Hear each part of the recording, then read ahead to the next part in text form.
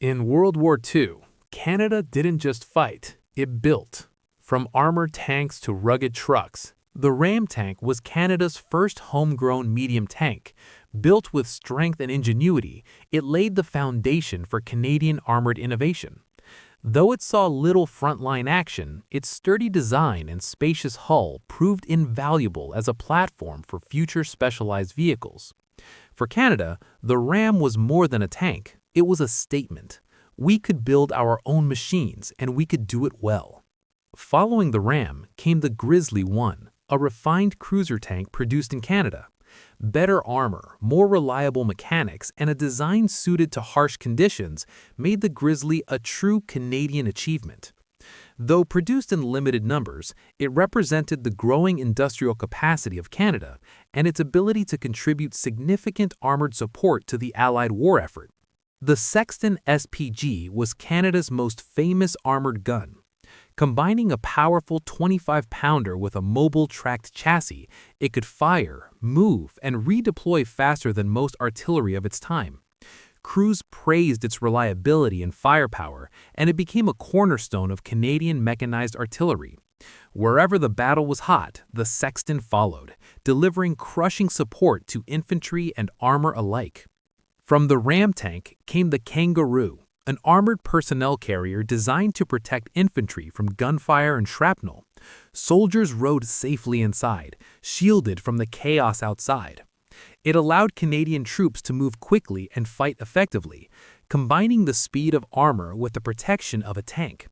The Kangaroo showed how Canadian innovation could solve tactical problems on the battlefield. Small, fast, and versatile, the Canadian-built Universal Carrier became a ubiquitous presence.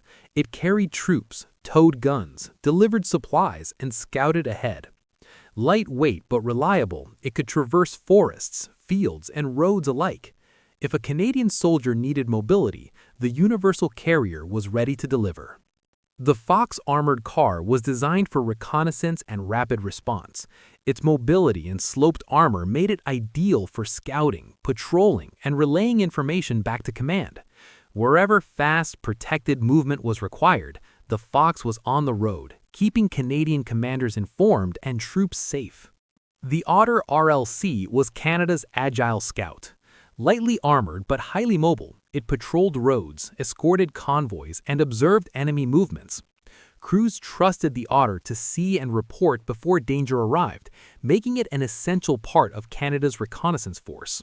For protected transport, Canadian forces relied on the C-15 TA armored truck. It carried troops, medical teams, and valuable cargo across the front lines.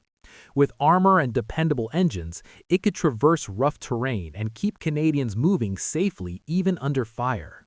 The heart of Canada's logistical effort lay in the CMP trucks, the Canadian Military Pattern Vehicles.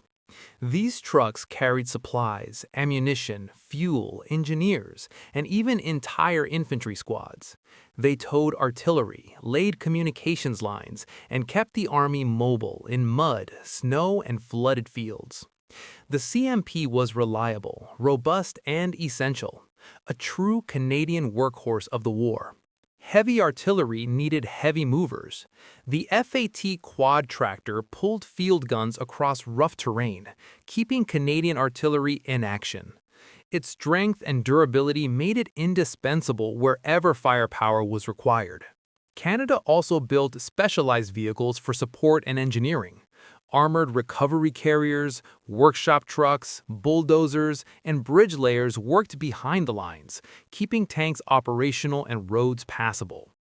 Without these machines, frontline operations would have stalled, proving that war isn't just fought with guns, it's won with support and logistics. Flooded terrain and river crossings required amphibious vehicles. Canadian crews operated LVTs, carrying soldiers and supplies across water and mud. These tracked machines allowed Canada to overcome obstacles that would have stopped conventional vehicles, providing tactical mobility in critical operations. For assaulting fortified positions, Canada converted some tanks and carriers with flamethrowers. These specialized vehicles cleared bunkers, trenches, and defensive positions. Limited in number but highly effective, they exemplified Canadian ingenuity on the battlefield. From forests and mountains to plains, rivers, and ruined towns, Canadian vehicles were everywhere. They moved troops, delivered artillery, cleared obstacles, and rescued crews. Each machine, whether large or small, played a role in shaping Canada's contribution to victory. Behind every tank and truck were Canadian workers, engineers, welders, mechanics, and assembly line laborers, many of them women. Their dedication turned steel and engines into machines that could endure the harshest battlefields. They didn't fight on the front lines, but their work kept the army moving and alive. This was Canada's industrial war effort, efficient, determined, and crucial to the Allied victory. These were Canada's war machines: tanks, carriers, armored cars, trucks, and engineering vehicles. Built for purpose, engineered for resilience, and driven by a nation determined to contribute.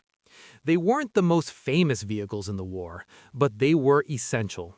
And together, they helped Canada leave its mark on history. These were the Canadian vehicles of World War II.